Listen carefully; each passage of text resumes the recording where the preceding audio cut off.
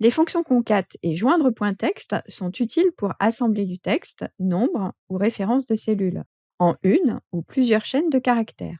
Vous pouvez en avoir besoin par exemple pour créer des adresses mail sur un même modèle, ou quand vous voulez faire un tableau plus compact d'une seule colonne contenant le nom complet, ou encore pour construire une adresse postale pour une étiquette.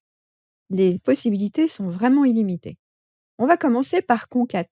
Ici, nous avons un tableau avec les civilités, prénom, nom, fonction, centre et la ville. Nous, ce que l'on voudrait commencer à faire, c'est tout simplement concaténer, c'est-à-dire assembler madame avec le prénom, le nom, et enfin mettre une virgule, puis ensuite la fonction. Pour cela, on va utiliser donc concat. Concat, on va lui indiquer d'abord la première cellule, c'est-à-dire en l'occurrence madame, la cellule C6. Ensuite, il va falloir indiquer un espace, comme on a ici. Pour l'espace, on va ouvrir un guillemet, taper un espace, puis ensuite fermer le guillemet.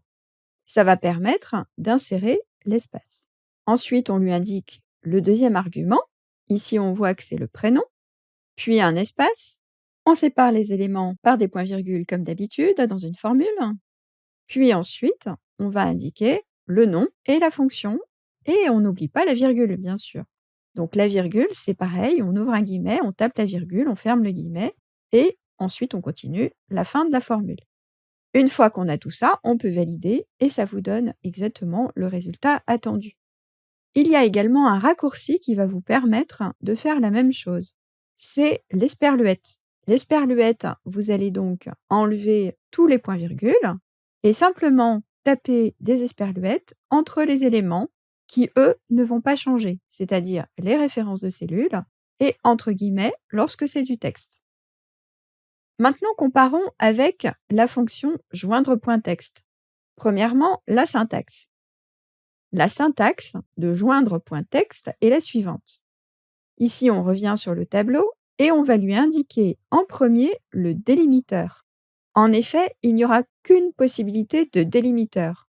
Tout à l'heure, on avait soit des espaces, soit une virgule. Là, c'est que la virgule qui va être possible.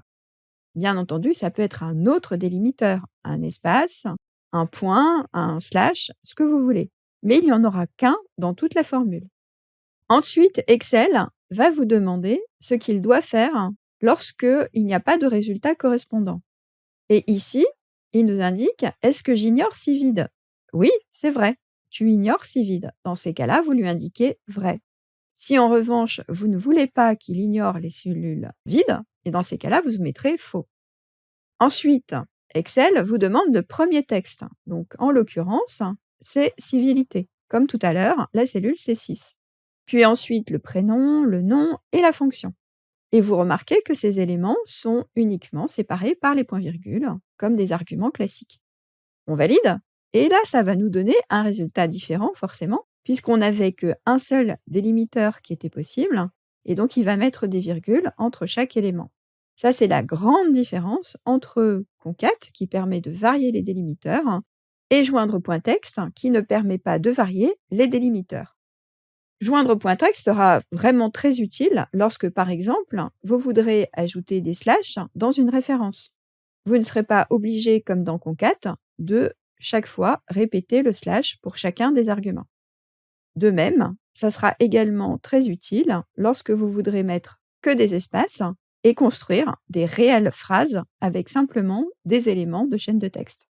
Vous savez maintenant comment choisir votre fonction pour assembler vos chaînes de caractères.